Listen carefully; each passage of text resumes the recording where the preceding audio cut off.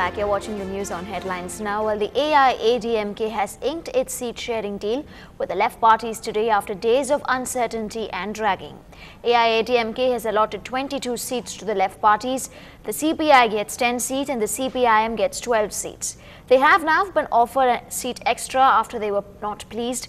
A tough stand by the left over the number of seats had stretched the negotiations, even as AIADMK successfully managed to bring actor politician Vijayakant's DMDK.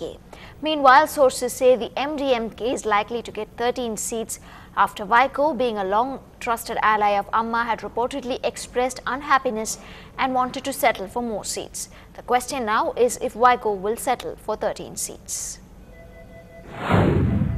இந்திய communist கட்சி காங்கிரஸ் கட்சி திராவிட முன்னேற்ற கழக கூட்டணி முறியடிப்பது என்ற அரசியல் கடமையை முன்னிறுத்தி அதை செய்வதற்காக அனைத்து இந்திய அண்ணா திராவிட முன்னேற்ற கழகத்தின் தலைமையில் அமைந்துள்ள கூட்டணியில் செய்து கொண்டுள்ள ஒப்பந்தப்படி 10 தொகுதிகளில் தமிழ்நாட்டில் போட்டியிட இருக்கிறது. அனைத்து இந்திய அண்ணா திராவிட முன்னேற்ற கழகத்தோடு மார்க்சிஸ்ட் கம்யூனிஸ்ட் கட்சியின் சார்பில் தொகுதி உடன்பாடு குறித்து பல சுற்று பேச்சுவார்த்தை நடந்து இன்று தொகுதி உடன்பாடு ஏற்பட்டிருக்கிறது. மார்க்சிஸ்ட் கம்யூனிஸ்ட் கட்சியின் சார்பாக நாங்கள் போட்டியிடக்கூடிய 12 தொகுதிகள் மட்டுமல்ல 234 தொகுதிகளிலும் திமுக காங்கிரஸ் கூட்டணியை முறியடித்து அனைத்து இந்திய அண்ணா திராவிட முன்னேற்ற தலைமையில் ஒரு ஆட்சி அமைப்பதற்கு மார்க்சிஸ்ட் கம்யூனிஸ்ட் கட்சி சார்பாக நாங்கள் பாடுபடுவோம் என்று கட்சியின் மாநில குழு சார்பாக உங்களுக்கு தெரிவித்துக் கொள்கிறேன். entered into an agreement, electoral alliance with the AIADMK. The CPM will contest 12 seats. The party will put full efforts to win all the 234 seats and form an AIADMK government.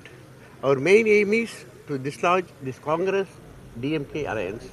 And the Chief Election Commissioner S.Y. Qureshi, who is watching the elections ahead with an eagle eye, says that flow of money is the biggest challenge in Tamil Nadu.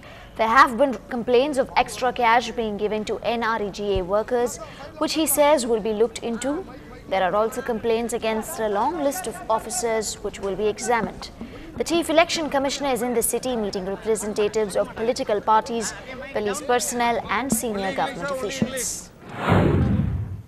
Our action to seize this money is a part of our campaign only, and we feel that these seizures are not large enough. There is a lot more money that than we have been able to see. So we are going to tighten our control even further. In any case, probably the flow of money will start closer to the election when the candidates are announced. So in any case, it is warming up and we are also warming up. Flow of money is a big challenge, there is a big concern, and we have adequate guidelines and adequate infrastructure in position. We have expenditure observers who will be coming and assistant observers. There will be the shadow registers maintained of all expenditure. There will be video surveillance. So if there is a public meeting, we will also record it. So if somebody tries to undervalue this, we will confront them with our video evidence that this would have cost a lot more than you're showing. So with these measures, we tried them out in Bihar, as I had mentioned to you last time. They worked extremely well, and with Bihar experience, we have fine-tuned those instructions further, and we hope that here and in other 4 states, these new guidelines will be enforced very effectively. Still ahead on Headlines Now, there has been a grenade blast in Congress's office in Guwahati. More news and updates when we come back.